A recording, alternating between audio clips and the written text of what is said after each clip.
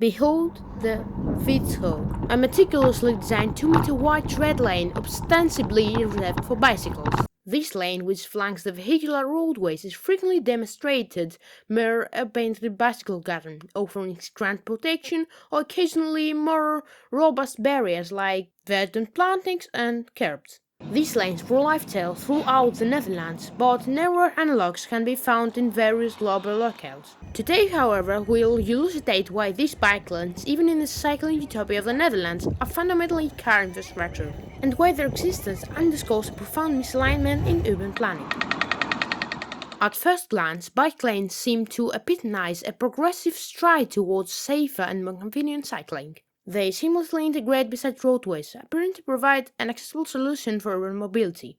Yet the stark reality is that these bike lanes are inherently an extension of car infrastructure. Even in the Netherlands, where cycling is culturally entrenched, bike lanes frequently embody the remnants of car-oriented urban planning, which fails to prioritize the needs of cyclists in a meaningful way.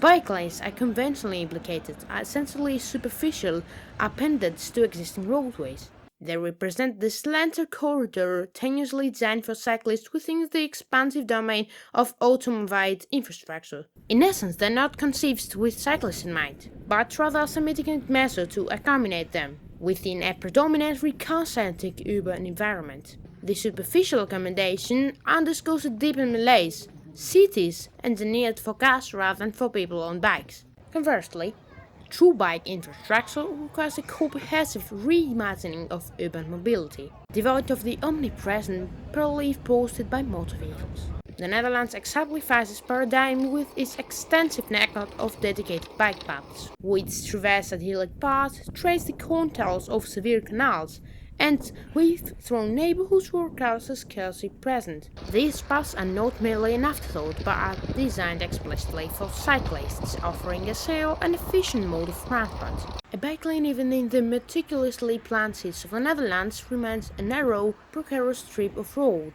delineated by paint or modest curb. It is perennially exposed to the vicissitudes of car traffic.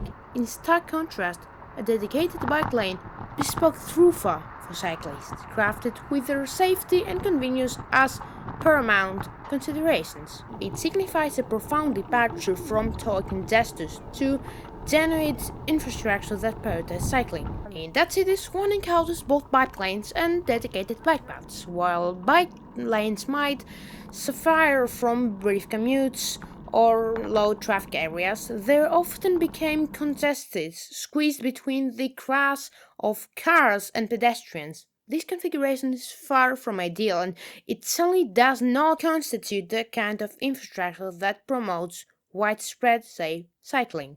True bike infrastructure, on the other hand, as exemplified by cities such as Utrecht or Amsterdam, transcends mere safety. It entails the development of an integral network of paths that are secure, scenic, and direct. These paths mitigate traffic congestion, reduce environmental pollution, and make cycling an appealing and practical mode of transportation. The Netherlands has made substantial investments in such infrastructure. They've established comprehensive networks that allow cyclists to traverse urban landscapes without confronting the hazards of car traffic.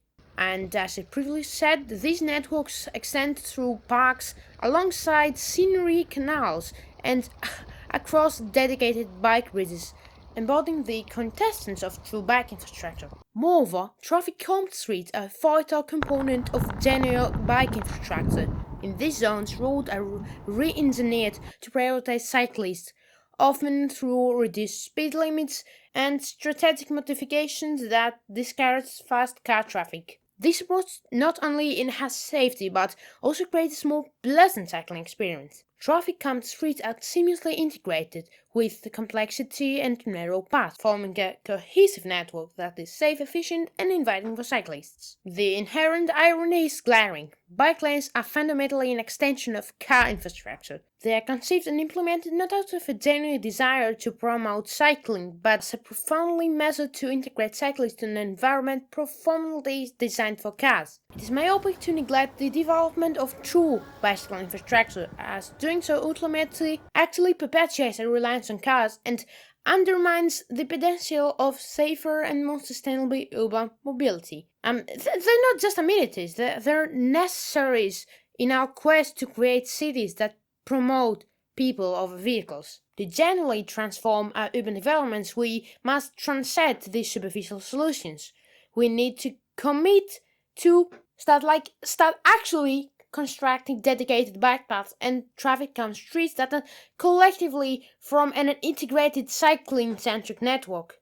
Or at least person-centric network. I mean, as far as I'm concerned, it's not worth prioritizing the convenience of people rather than the life of others, right? I mean, this endeavor is not simply about accommodating cyclists, it's about re-envisioning our cities to be safer, healthier, and more sustainable for everyone. So the next time you'll find yourself navigating a bike lane precariously positioned between parked cars and the incessant flow of traffic, remember this. What you're standing on does not constitute true bike infrastructure. We have the capacity to do much better. I mean, we should strive to develop networks akin to those in the Netherlands, where cycling is not merely feasible but a genuine pleasure, and where everyone can move freely and safety. I even heard people talking about the freedom that they have when they can drive a car, but what's not talked enough is the freedom of not having to drive a car. A US study found that people in the Netherlands miss their commute more than any other people in the world, and I don't wonder why.